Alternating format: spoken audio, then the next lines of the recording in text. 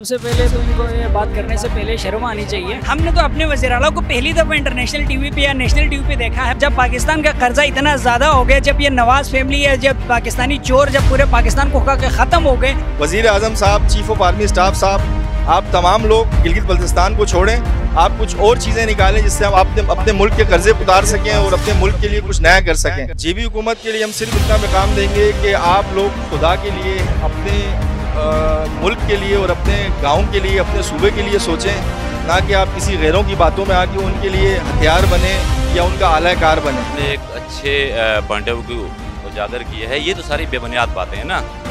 देखें, अवाम कोई ऐसी चीज़ नहीं है कि जिसको वज़ीर-ए-आज़म पाकिस्तान उठे बंद करके कोई बात कर लेंगे, ठीक है ना।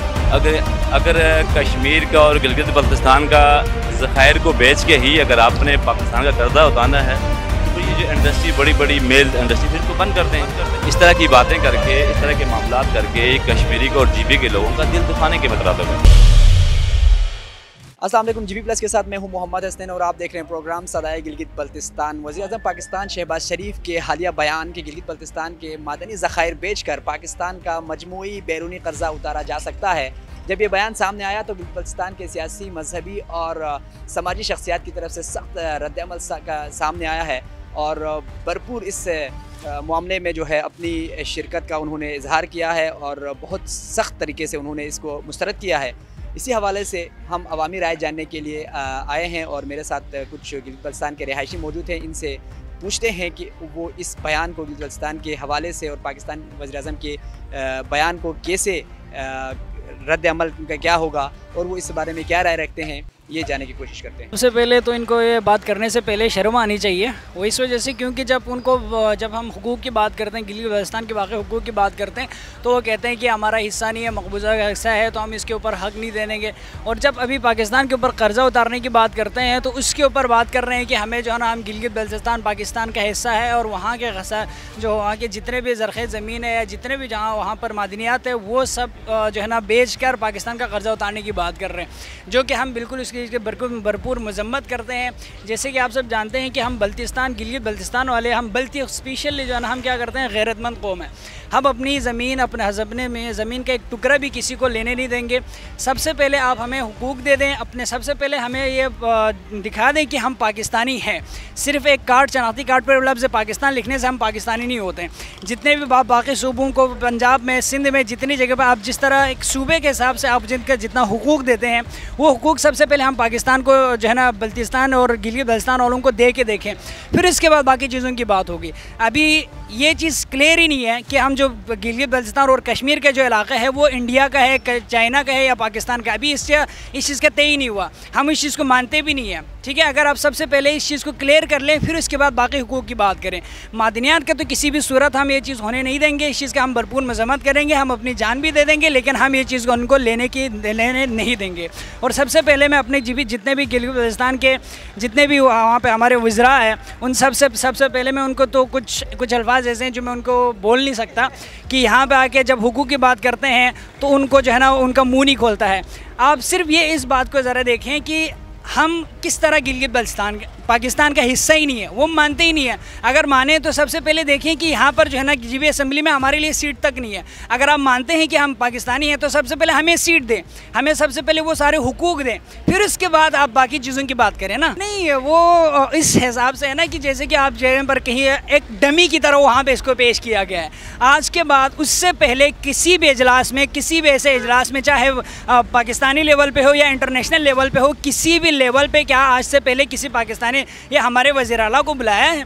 हमने तो अपने वज़ीर-ए-आला को पहली दफ़ा इंटरनेशनल टीवी पे या नेशनल टीवी पे देखा है, वो भी किस वजह से, जब पाकिस्तान का कर्जा इतना ज़्यादा हो गया, जब ये नवाज फैमिली है, जब पाकिस्तानी चोर जब पूरे पाकिस्तान को के ख़त्म हो गए, जब उनको कहीं से और खाने के लिए कुछ नहीं मिला तो भूखे जो है ना गिलगित बल्तिस्तान के पीछे पड़े हुए हैं। इस चीज़ का हम भरपूर मजम्मत करते हैं, किसी भी सूरत में हम ये चीज़ होने नहीं देंगे। मैं यहाँ पर कराची में रह रहा हूँ, लेकिन हम अगर ये चीज़ हुआ तो हम इसकी भरपूर मजम्मत हर इलाके में, हर जगह पे, पूरे बल्तिस्तान, पूरे पाकिस्तान और वर्ल्ड में जितने भी, हर जगह पे जितने भी जीबी के अवाम है वो सब निकलेंगे और इस चीज़ की हम भरपूर मजम्मत करते हैं। गिलगित बल्तिस्तान की मादनियात के हवाले से इतना कहेंगे कि वो हमारी जान है और वो पहाड़ हमारे लिए ज़िंदगी का बाइस हैं, हमारी चरागाहें हैं वो और हमारी ज़मीनें हैं वो। और वज़ीर आज़म साहब से हम ये गुजारिश करेंगे कि प्लीज़ आया हमारी ज़मीनें ना बेचें और हमारी मादनियात ना बेचें, आप मुल्क के लिए कुछ और सोचें। और रही बात वहाँ के लिए हम क्या कर सकते हैं, और इंशाअल्लाह वक्त आने पर हम आपको बताएंगे हम क्या नहीं कर सकते अपनी मादनियात बचाने के लिए और अपनी ज़मीनें बचाने के लिए। प्राइम मिनिस्टर साहब से और चीफ़ ऑफ आर्मी स्टाफ साहब से हम खाली यही गुजारिश करेंगे कि आप खुदारा मुल्क को इस जुल्म के दहाने से बचाएं और हमारे लिए अच्छी चीज़ें रखने के बजाय हमें और आप दलदल में धकेल रहे हैं। तो बराए मेहरबानी आप लोगों से गुजारिश है फिर हमारे गिलगित बल्तिस्तान के ऊपर ऐसी नज़रें ना रखें जिसके लिए हमें कुछ गलत कदम उठाना पड़े। हम लोग बहुत शरीफ और बहुत इखलाक पसंद लोग हैं, तो काइंडली प्लीज़ हमारी रिक्वेस्ट है, हम गिलगित बल्तिस्तान से ताल्लुक़ रखते हैं और हम रहते कराची में हैं, लेकिन हमारा दिल गिलगित बल्तिस्तान में ही धड़कता है। तो प्लीज़ वज़ीर आज़म साहब, चीफ़ ऑफ आर्मी स्टाफ साहब, आप तमाम लोग गिलगित बल्तिस्तान को छोड़ें, आप कुछ और चीज़ें निकालें जिससे हम अपने मुल्क के कर्ज़े उतार सकें और अपने मुल्क के लिए कुछ नया कर सकें। जीबी हुकूमत के लिए हम सिर्फ इतना पैगाम देंगे कि आप लोग खुदा के लिए, अपने मुल्क के लिए और अपने गाँव के लिए, अपने सूबे के लिए सोचें, ना कि आप किसी गैरों की बातों में आके उनके लिए हथियार बने या उनका आला कार बने। तो आप लोगों से यही गुजारिश है, अपने लोगों का साथ दें और अपने लोगों का ख्याल रखें और वहाँ के वसाइल बढ़ाएं और वहाँ की चीज़ें आप अच्छी से अच्छी करें, बेहतर से बेहतर करने की कोशिश करें। वज़ीर आला गिलगित बल्तिस्तान साहब को हम और क्या कह सकते हैं कि आप लोगों को अपने लोगों का ख्याल नहीं है, आप लोग दूसरों की बातें सुन के अगर ये सारा कर रहे हैं तो बराए मेहरबानी कल को ये लोग आपके ख़िलाफ़ भी खड़े हो जाएंगे, हम लोग ही आपके ख़िलाफ़ खड़े हो जाएंगे अगर आपने इस तरह की चीज़ें बेचने की या इन चीज़ों को आगे किसी को गिरवी रखने की बात की, तो फिर बहुत ख़तरनाक रद्दअमल आ सकता है आवाम की तरफ से। आपने एक अच्छे पॉइंट ऑफ व्यू को उजागर किया है। ये तो सारी बेबुनियाद बातें हैं ना। अगर कश्मीर का और गिलगित बल्तिस्तान का ज़ख़ायर को बेच के ही अगर आपने पाकिस्तान का कर्जा उतारना है तो फिर ये जो इंडस्ट्री, बड़ी बड़ी मिल इंडस्ट्री, फिर इनको बंद कर दें। आपकी स्टील मिल, आपका PIA, दीगर आपके जो एक कौमी जो ज़ख़ायर में आते हैं उन चीज़ों पे आप फोकस करें। तो ये आपको पता नहीं हमारे वज़ीर-ए-आज़म को किसने ये अच्छा मशवरा दे दिया कि आप कश्मीर और गिलगित बल्तिस्तान के ज़ख़ायर को बेचकर आप पाकिस्तान का कर्जा उतारना चाहते हैं। ये नामुमकिन बातें हैं। पहली बात तो ये कि ये तो हालांकि पाकिस्तान ज़रूर है लेकिन पाकिस्तान का हिस्सा नहीं है। ये इस पर एक बहुत बड़ी स्ट्रगल हो रही है। मैं ये समझता हूँ ये इस तरह की बातें करके, इस तरह के मामलात करके कश्मीरी को और GB के लोगों का दिल दुखाने के मतरातब है। तो मैं नहीं समझता कि ये बात होने जा रही है और या वो करने में कामयाब हो जाएंगे। मैं कहता हूँ इनको बड़ी एफर्ट का सामना है वहाँ पर। देखें, अवाम कोई ऐसी चीज़ नहीं है कि जिसको वज़ीर-ए-आज़म पाकिस्तान मुट्ठी में बंद करके कोई बात कर लेंगे, ठीक है ना।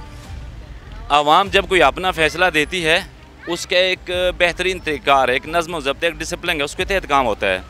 और अगर ये कहें कि GB के चंद हुक्मरान या कश्मीर के चंद हुक्मरान ये करने में कामयाब हो जाएंगे, महल से उनको बहुत बड़ा चैलेंज है और आवाम का सामना करना पड़ेगा। आवाम कभी भी ये नहीं होने देंगी।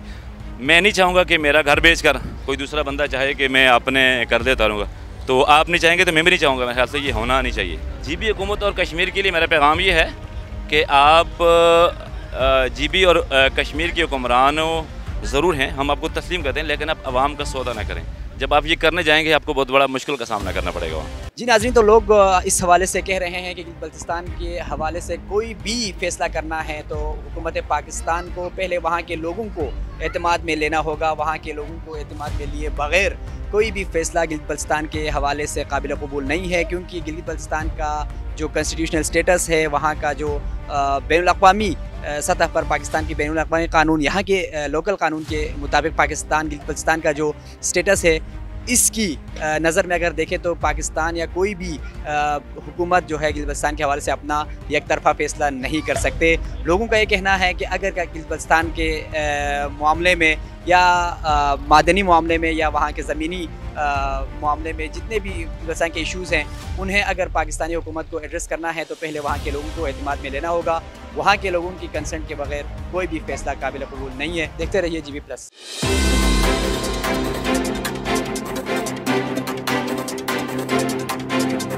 GB+, आवाज़ गिलगित बल्तिस्तान की।